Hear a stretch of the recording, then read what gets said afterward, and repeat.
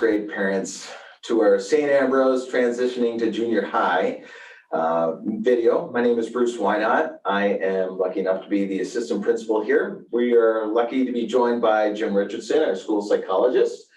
And we're gonna just talk a little bit what it means to transition from 5th grade into our junior high wing upstairs. It should be a pretty fun ride. The mystery will be revealed. The mystery is gonna be revealed. You guys never thought your kids were gonna be at this point. If you think back as parents to where this all started and then where they are now, it's been quite a journey. This next part is often filled with excitement, but a lot of anxiety. So you're going to be seeing and feeling a lot of different things with your kids. So we're excited to talk about that with you. Why are we meeting? We're going to be meeting here to introduce a team. We want to discuss academics and process changes, identify resources needed for student success, and discuss adolescent development and outline communication skills that work. I would just take a minute to point out that we don't process anything. That's completely Canadian. It is. Okay. Process. Potato.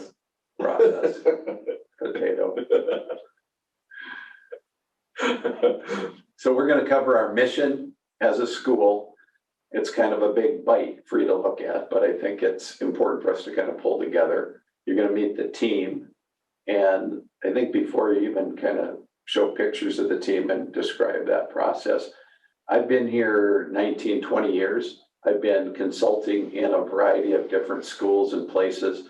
I have 7 kids of my own that are now grown and through college. Last college payment was a week or 2 ago. So you should cheer for me there.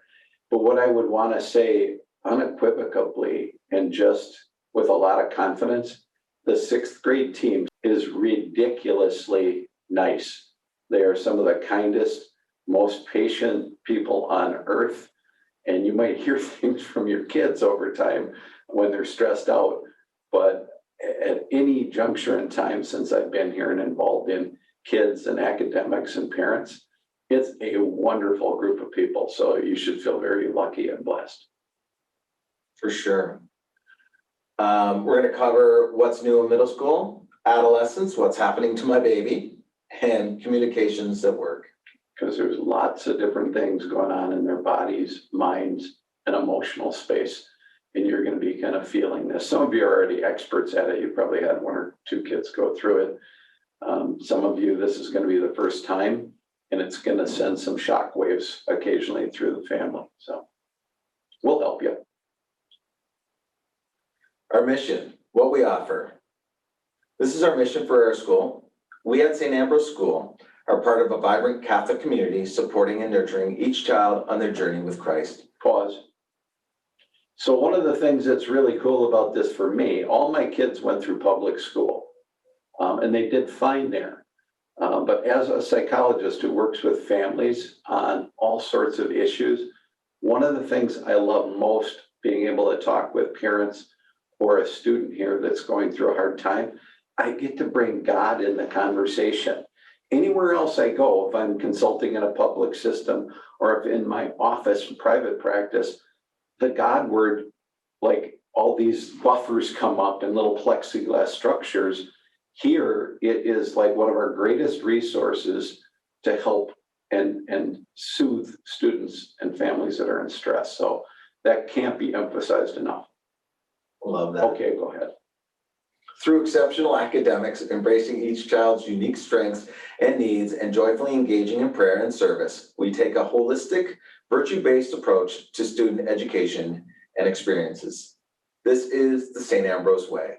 One of the fun things that our 6th grade students that are finishing this year wanted to do was to send you a message from them this year to future 6th grade parents next year. So have some fun with this.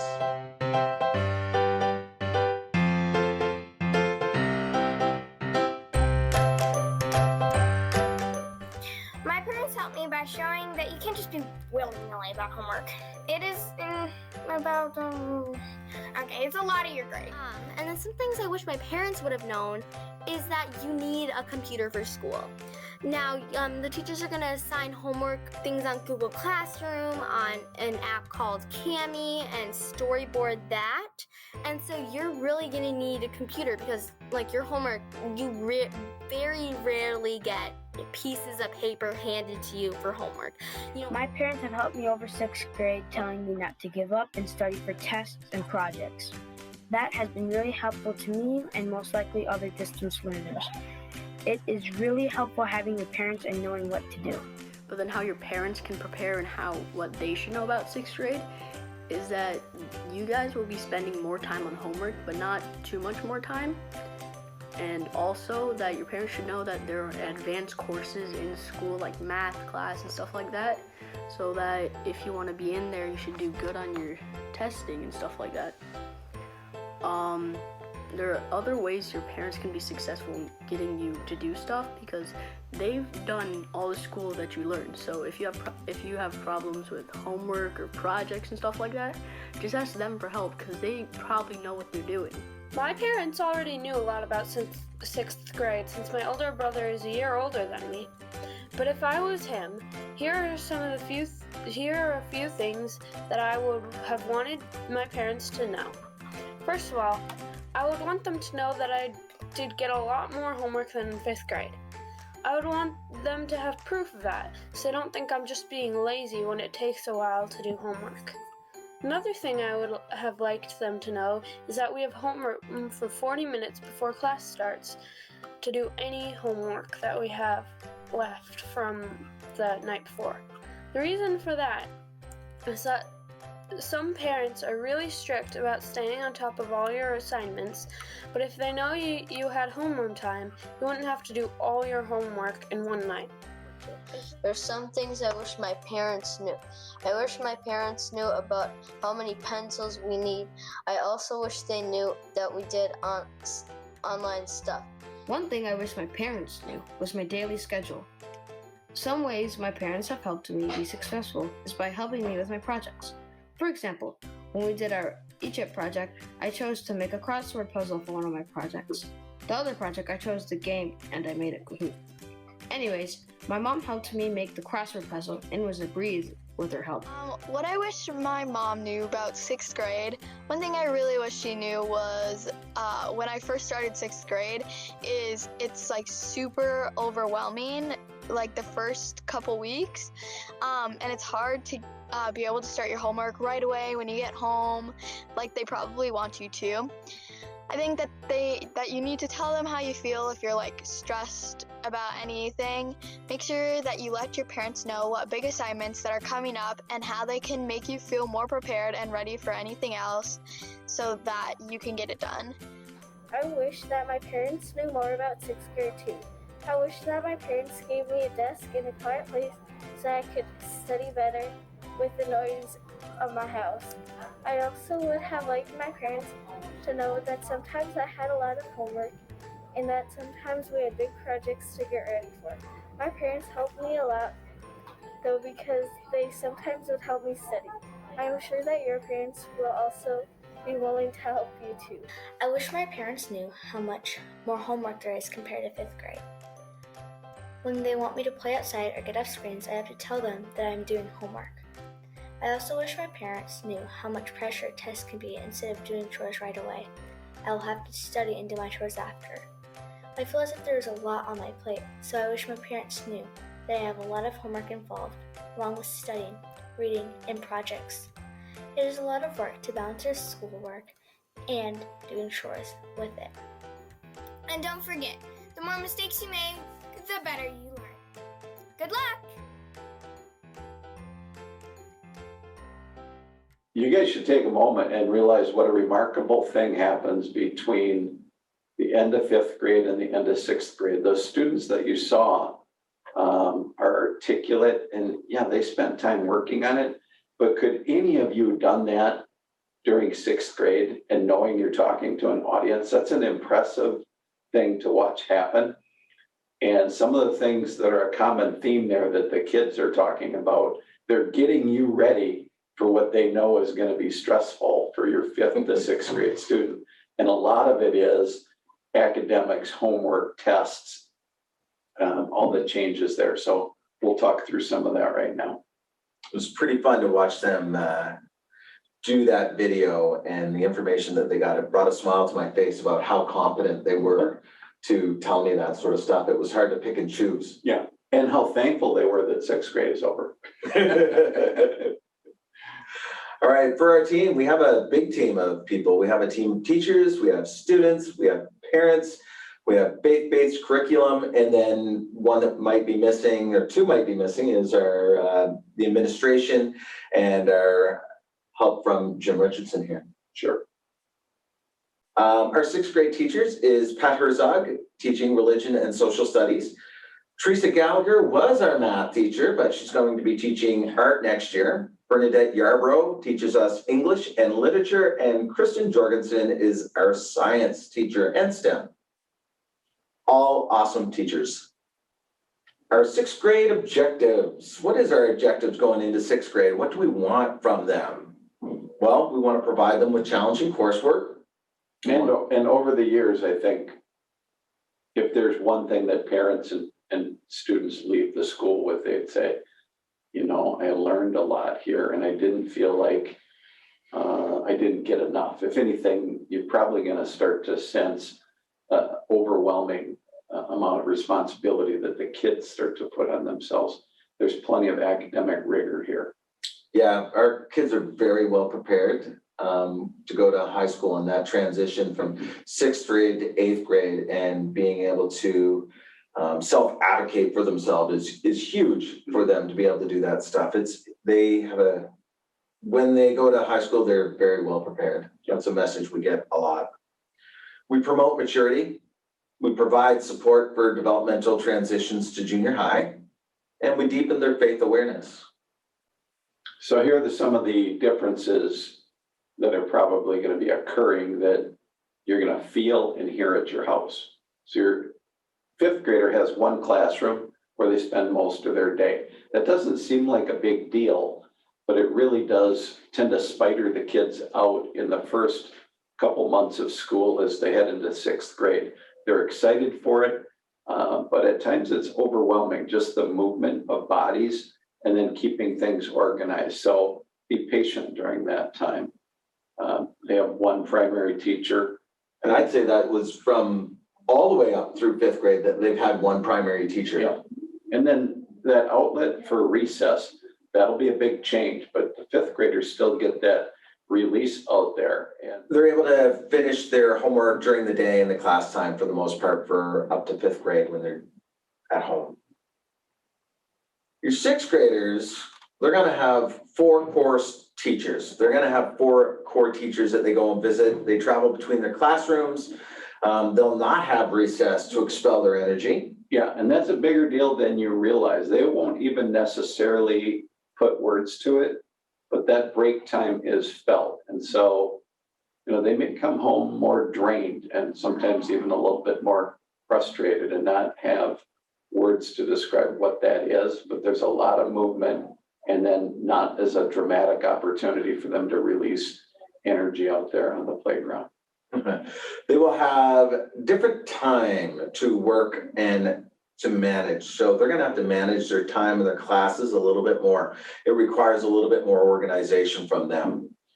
And I love this. They will have a locker that looks like their bedroom. It's on a good day. Yeah, some of you are going to have, of course, the kid that is completely organized and has everything in place. Don't pretend that's normal. If you have that child, you should be apologizing to your friends, frankly, because they're going to be telling you stories of finding like a sandwich in the locker that's 3 months old and then like stinky socks and all sorts of rat's nest stuff.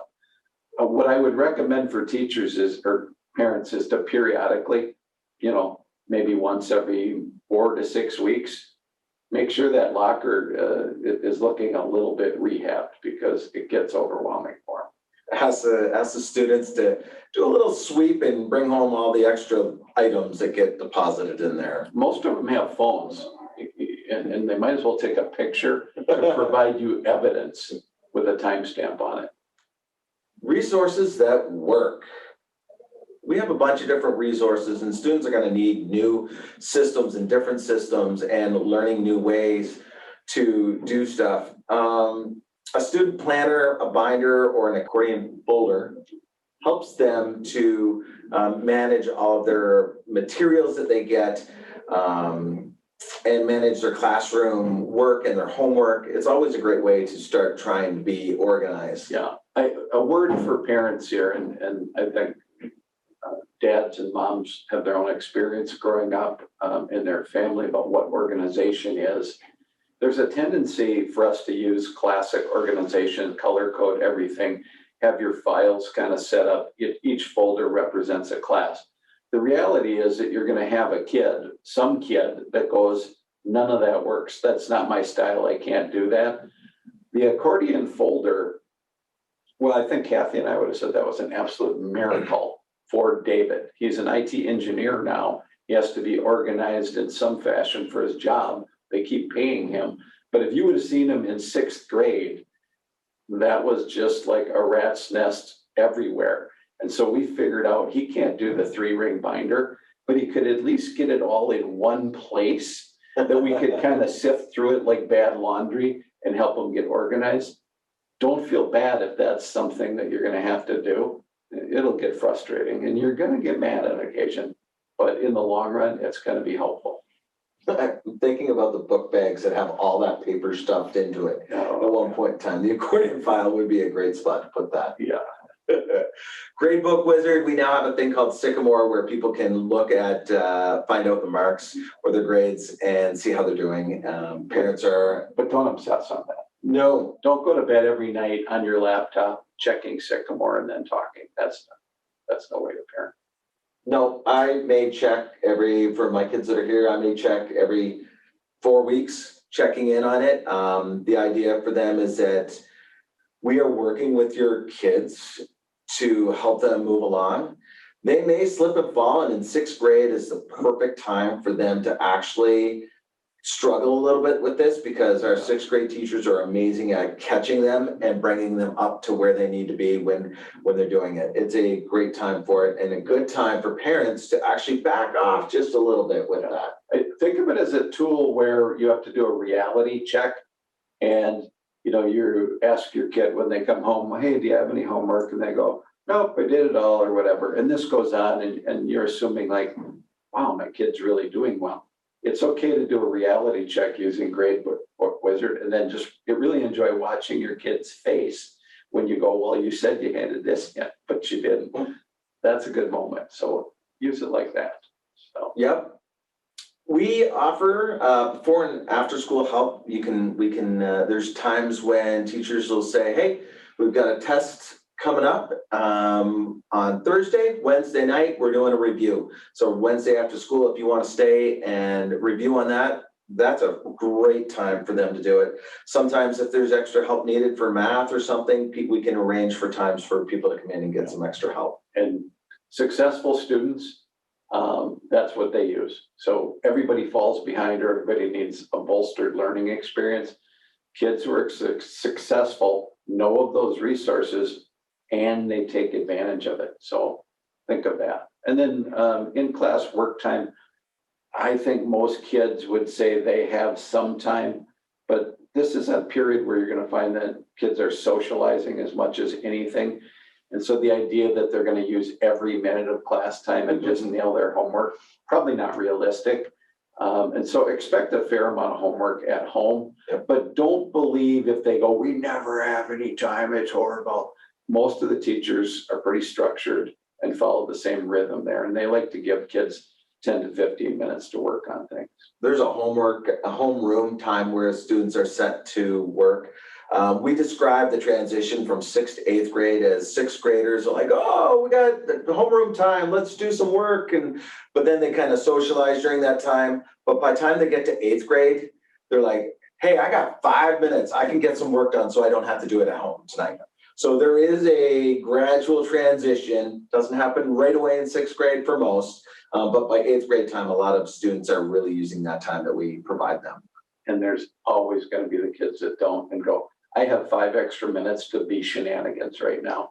And those are the kids you're going to have to sheep herd at home. They might rush and gush to get it done, but they'll find their rhythm that works for them. So The other part is yelling super loudly. It's gonna happen. I think one of the most difficult things for parents is they feel bad when they get frustrated.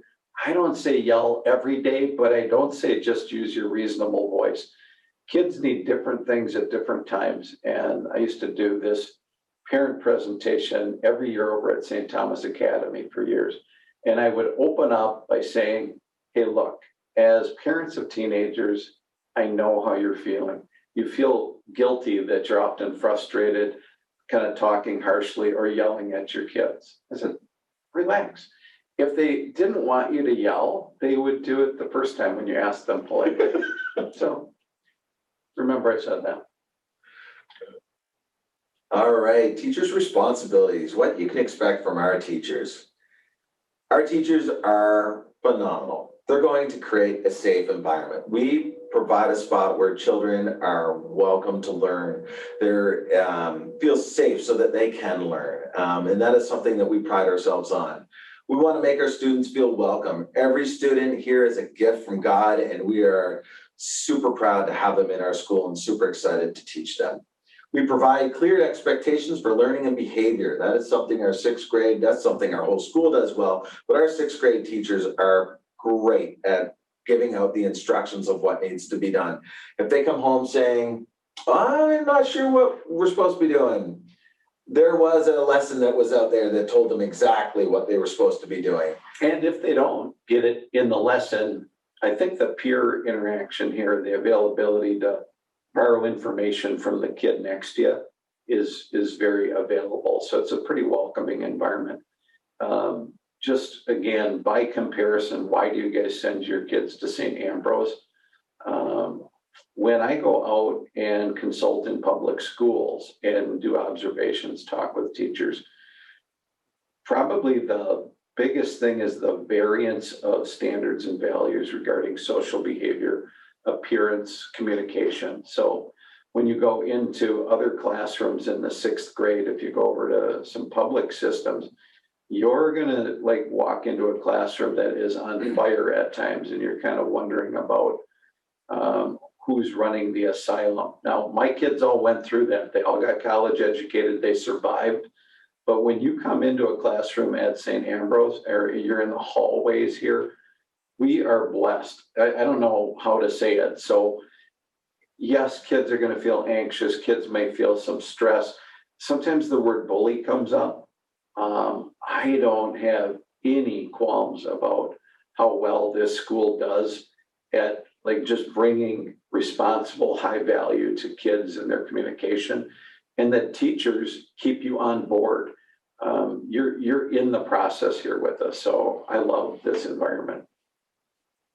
You can also expect us to treat the students and parents with respect, fairness, and flexibility. Yeah. Our teachers' responsibilities. They're going to communicate openly with students and families. There's so many different ways that we get that information out to the families. The students have like homework calendars so that can help out with organization stuff that we're like, what's for homework? I don't know. Well, go check the calendar and they'll be able to find that sort of stuff. We use a lot of we're part of a Google Suite where all their classwork is still online now. So we've gone to one-to-one for computers, and they can find all their information on their computers now. I would say, like, as a parent that's had a bunch of kids go through the Google community as they went through junior high and high school in particular, I found that a little bit overwhelming because the technology just jumped over me. And so I had to rely on my kids and their knowledge of it. What I discovered is they all could figure out the Google Suite thing. And so even though it was overwhelming to me, they had a method to the madness, and it's taught. It's part of what they learn. So be patient and take advantage of that. You can expect us to make some reasonable accommodations for all of our learners. We're here to help individualize every student that's there. We realize they're all different and that we need to make, we work with them to have them reach their goals. And promote self-advocacy, because that's a huge step for moving off in the future. We want our 8th graders to be able to, when they go to high school, to be able to say, hey, this was not here, or how can I help out with this, or my mark wasn't this, what can I do to get that better? And that's something that we work a lot on with our students. And you know what that might feel like to your student is they come up and ask the teacher a question and the teacher doesn't answer it directly. They go, well, I want you to go back and think about that. And then that could come home like, well, the teacher doesn't answer my question. Like the teacher cut me off. Not true. The teacher individualizes that, and the teachers kind of have a good flow of the classroom. It's amazing what teachers know about students even 2 to 3 months in, about their style and what they need. So don't worry about that. And start asking them questions back rather than always doing it for them or answering it for them. It's always going to be a challenge to come out of their comfort zone just a bit, always to push them to get a little bit more, Oh, yeah. get a little bit better.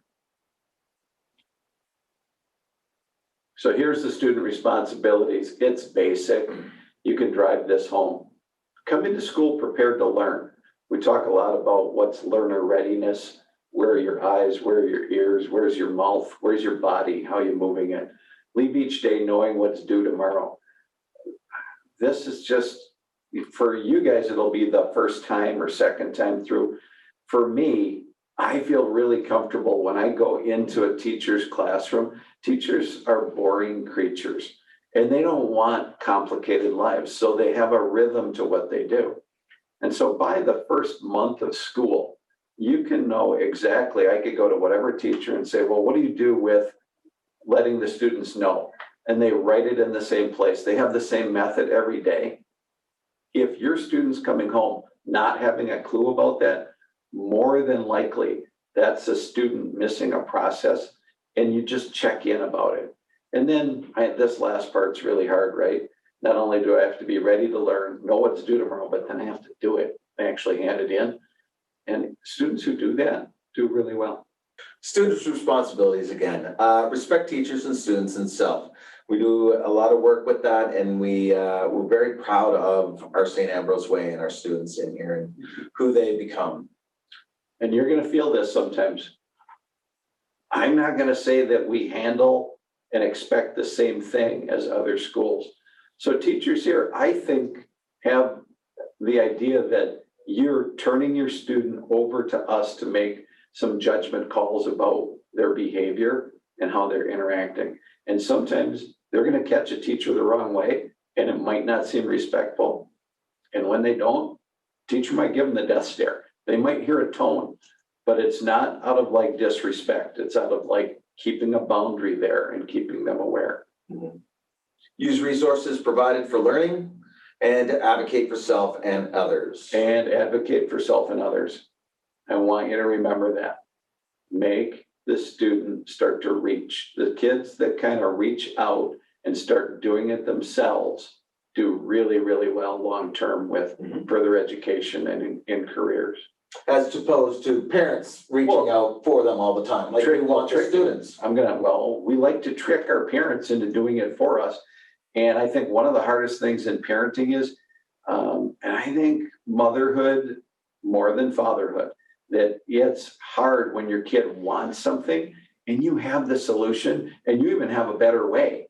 And then you know your student's going to go to school, and if they did it their way, oh man, that project didn't look all that good. We love that. And it might not always seem fair, but keep pushing them. Keep pushing them because you'll get more out of them. Our kids here, we know they're very loved by parents. There's a lot of structure, a lot of help, a lot of expectation. Let them kind of flounder a little bit and feel growth.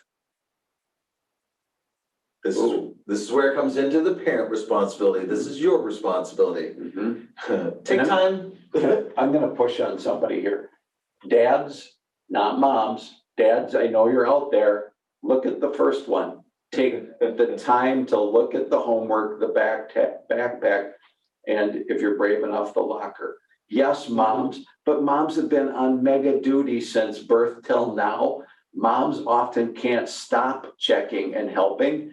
And as we switch to adolescence, this is a change. So when dads start to check, it has a different feeling and experience. Sometimes that gets uncomfortable, but it's very powerful for the learner. And then help pick out a time and an area where kids can learn.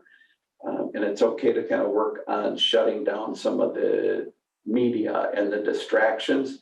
Get that quiet space. Our kids really don't know how to do that anymore.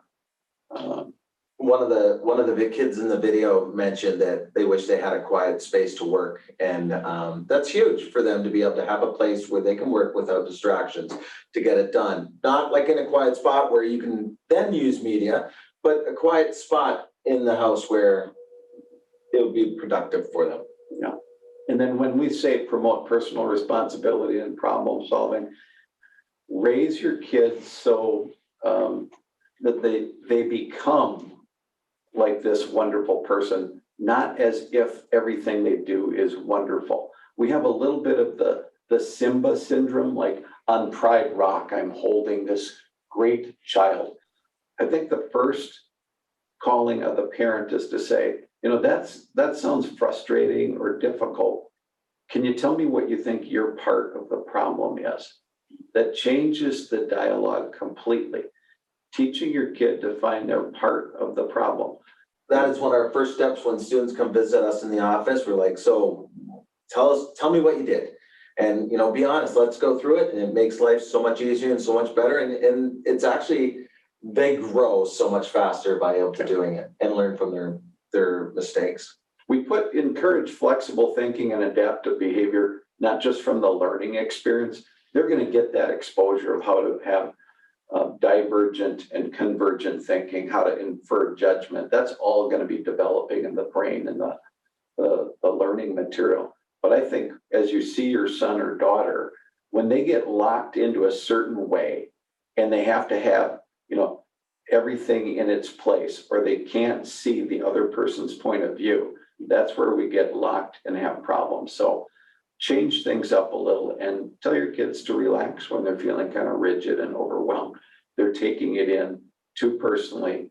You just need to help them breathe through some of that. So allow latitude for independent and flawed decision-making. They're allowed to make mistakes. Please let them make the mistakes. You see something, if they write an article and it doesn't look that, you know, great, and you go and edit it and make it look like perfect, let them make the mistakes. Let them learn from what they're doing.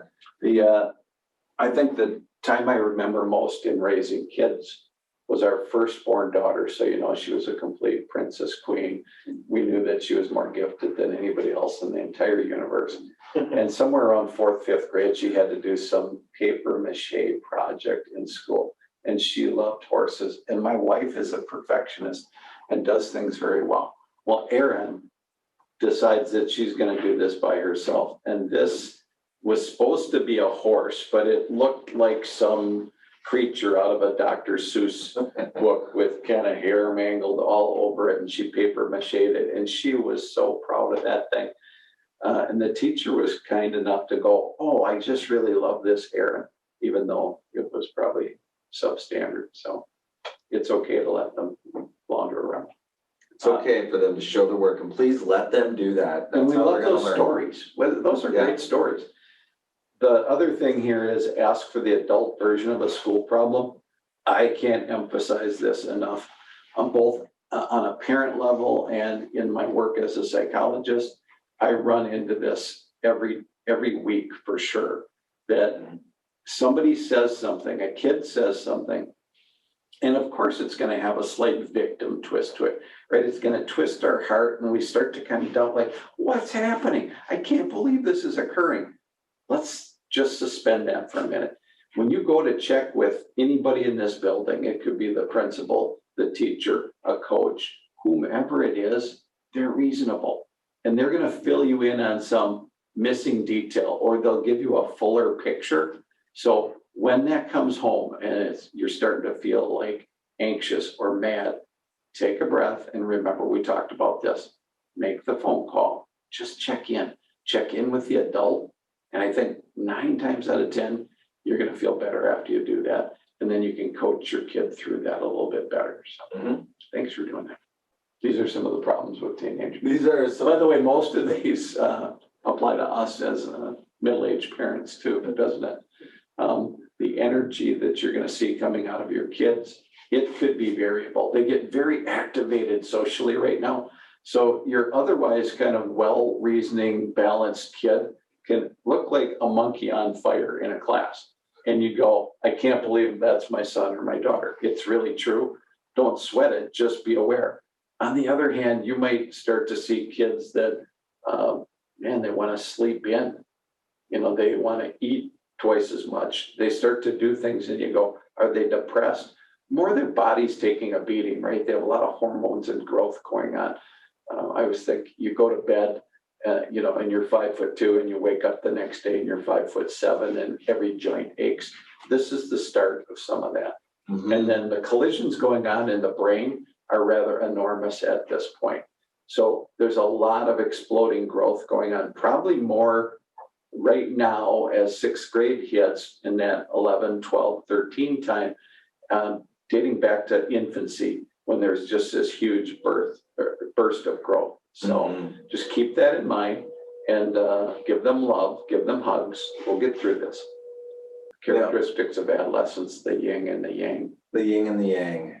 They're gonna be looking for independence and their own dependence on you. And you're gonna be tortured. Yep, which way to go, you're not gonna know. I love you, Mom. I hate you. You're stupid. And then I need your help, but get out of here. You did it the wrong way. And my teacher says it's this way. And so I know you're wrong. And then you have to go back in and yeah, it's like that. Right. All of these things are gonna be taking effect. You're gonna see it.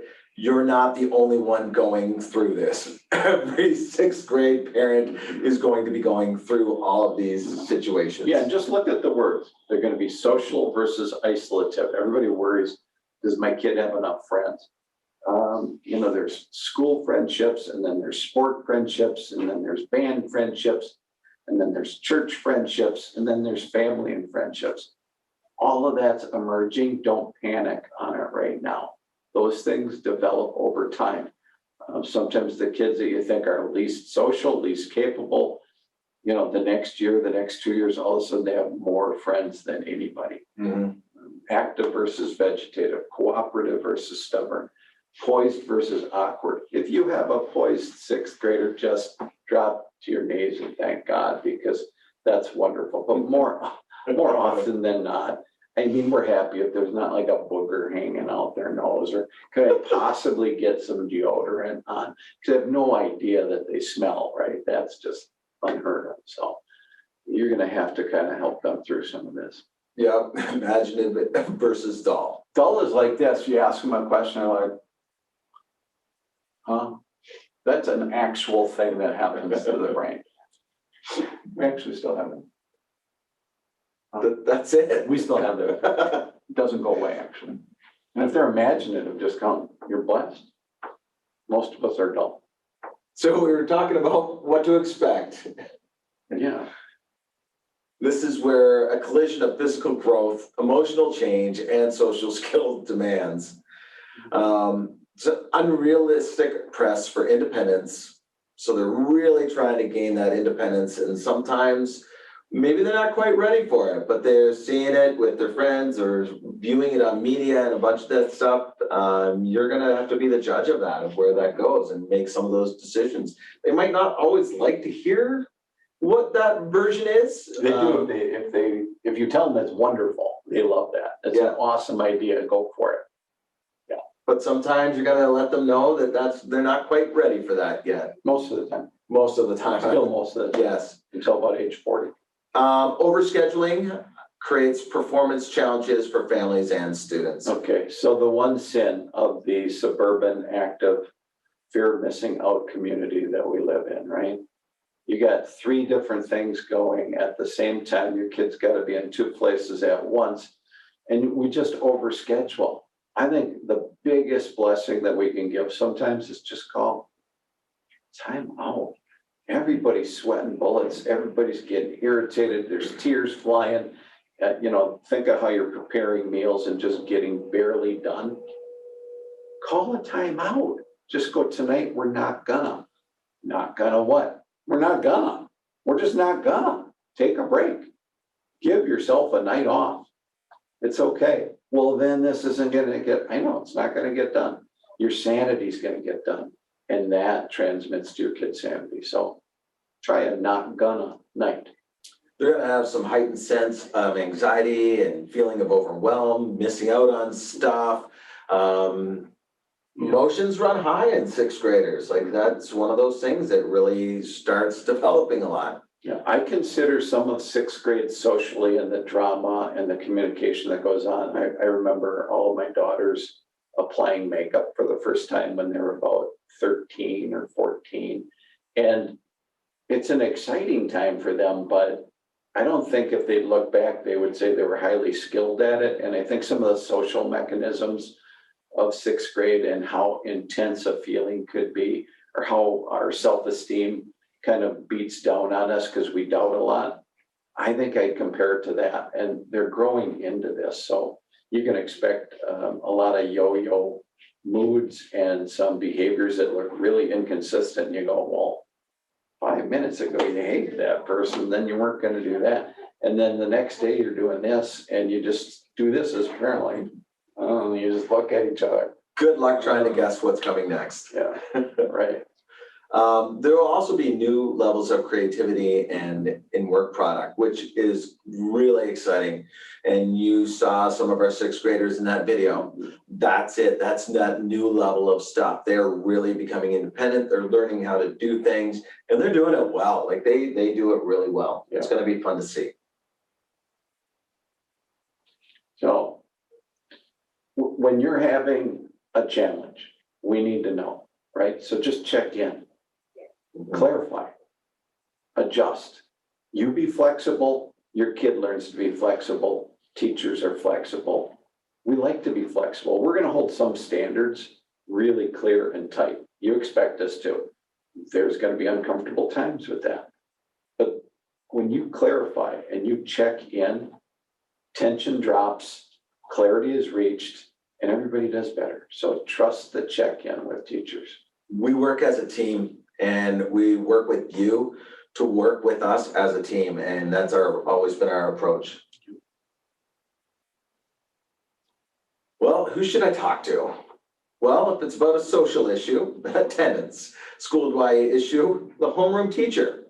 If it's about specific academic and behavioral issues in the classroom, you could want to talk to the classroom teacher. And generally an email works. Yeah. I think that's probably the preferred method for most teachers. Yeah. And I think we pride ourselves on getting back to parents. I think in private schools, there's a premium on that. Sometimes it's almost too much. There's circumstances in giving feedback on academics and behavior. We become anxious as a parent, and we become almost obsessional in checking on it. Take a breath on that. This is not a sprint. You're kind of in a marathon, and you have a long way to go, right? They got to get through high school. This is a learning year. So check in, but don't overstress on it. How should I approach this? Yeah, assume the positive, right? Let's not assume the dread and the awful about the adult involved or another parent involved or another student involved. Sometimes the awful happens, that is for sure, right? A bad thing happens. Those things just generally get dealt with here. We're not like a community that like ignores or avoids obviously bad things. We want to know about them, but assume positive of everybody involved. Seek to clarify, and always promoting that your student starts to like deal with that. So have you asked the teacher directly? Well, and that means no, they haven't. So push that forward. And you can even like write an email. Here's a modified way of doing it. Well, Tommy came home and said this. We've encouraged him to talk to you directly. So if you have a minute, and that means Tommy's going to follow through. Remember that discomfort equals growth. At every point as we grow, from the time we get our molars in, think of the birth delivery process and how difficult that is. Wonderful things happen after discomfort. There's meaning in suffering. So don't try and like avoid all discomfort. teach the adaptable, resilient self for the kids. And then, of course, if things don't get resolved, we don't want everybody stressed out. We don't want kids stressed out. I don't want teachers anxious and wondering if the parent's mad. Call, check. That's really okay. But make sure your student does their job first. That makes the teacher's job all the easier when they talk to you. What method works best? I don't think we have to beat this. Nope, we Email. did it. In line Email's at great. Starbucks, no, don't do that. Try and use constructive communication and be aware of boundaries. We all need to vent. Make sure that your kids are getting the right message, and that's a message of respect, support for the adults. And when adults are out of bounds or we're doing something wrong, we want to know about that and we'll adapt. This is a school that like bases life on accountability and values. Communication with administration. We would love your feedback if it's on curriculum, if you have questions about discipline, if there's some teacher issues, if there's a program development that's happening, community involvement, we need your help for that. And just, compliments are accepted at all hours, including at Starbucks and Rainbow. Yeah, We can take those compliments then. Yeah. Okay, here's where you can check in with yourself. Let's just go through the list. Am I helping or doing? Okay, so helping's one thing, doing's where you take it over. Am I guiding or am I directing? Guidance is a softer skill. Directing is barking orders and telling, and it becomes your responsibility again. Am I teaching or taking over? Teaching is providing a concept and allowing some trial and error and feedback. Taking over is where you start there and you're looking at the writing sample, and I'm guilty of this, we all are.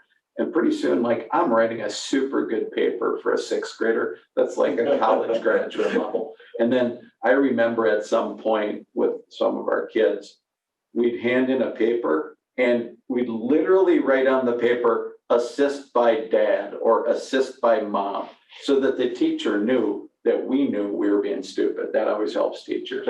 So teachers can tell when you're doing it. When this screen popped up, that's what popped into my head was that time when you had those essays, the kids are working on it, and you're like, oh, well, if you fix this, but you're not really saying this, did you say this? And by the end of it, it's your essay, not theirs. And then sometimes you might get a note like, hey, this was a great essay.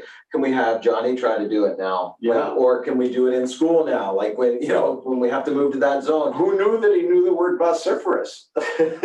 or circumvent, or like, it was incredible, the words that came of my We really want to see their work. that I made you spell and write in your handwriting, but it was really neat. All right, be involved. Check a classroom's notebook for day-to-day information. Double check the information with a teacher before drawing conclusions. So if something's up, before you're like, oh, that's it, like check in. Probably another side of the story there that you want to hear. Our teachers are amazing and they are so fair, and they're here for justice and making sure that everything goes smooth.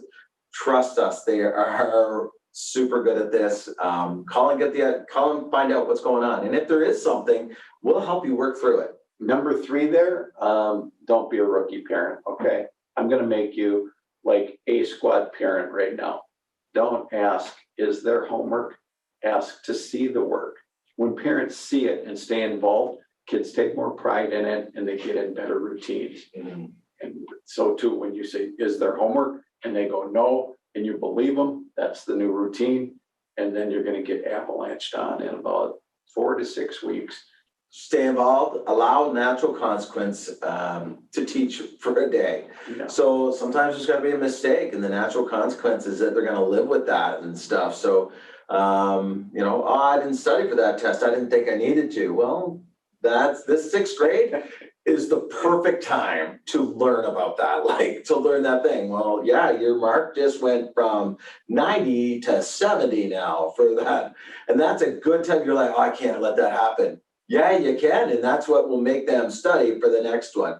It would be the great time to let that happen. Yeah, a D can be delicious. You're going to be very disappointed in it. But so will they when they see their marks or their grades go A down. D is delicious. It's a learn, and F is fantastic sometimes. I know it's like, oh my gosh, how can that happen? It needs to happen sometimes. And in sixth grade, F can also stand for fix this. If I see an F on my transcript, on my kid's transcript and it's F, I'm like, okay, fix that. And in sixth grade, you're allowed to fix it. They will give you opportunities to fix anything like that. So just remember that. They let them fail and then fix this. That would be great. And their failure isn't you. No, Separate that out. And then put some priorities on the family calendar, post stuff. And then when your kid does something successful, I don't want like some standing ovation for, hey, you tied your shoes or you spit your bubble gum in the trash. But when your kid does something, really a character thing, an academic thing that they've been striving for, and they do it, post it, put it on the refrigerator. They love to see that. They love to see that you notice that, but don't be like, Simba, look at my child, because nobody likes the results of that. success. Our team of teachers and students and parents can work together for a successful transition to sixth grade. That's what success is. Like, we're going to, Notice this slide has like Jesus on the cross and has all the religion themes here that you're gonna need to get through sixth grade. we're gonna need to pray. We're just gonna need God in this whole thing. But we're happy to do it. We love doing it and we're excited to welcome, you're gonna be coming in sixth grade and we're welcoming you. Our team of teachers and parents can work together in a successful transition That's a to tough sixth word for grade a Canadian. It was. Okay. Process. Thanks, you guys. It's been a pleasure talking with you. And call us if you have questions. We'd love Thank to you. hear from you. Thank you.